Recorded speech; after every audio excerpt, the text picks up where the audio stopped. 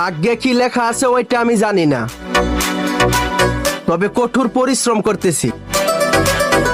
ইনশাআল্লাহ আমার বাবা মায়ের দোয়া বিফলে যাবে না।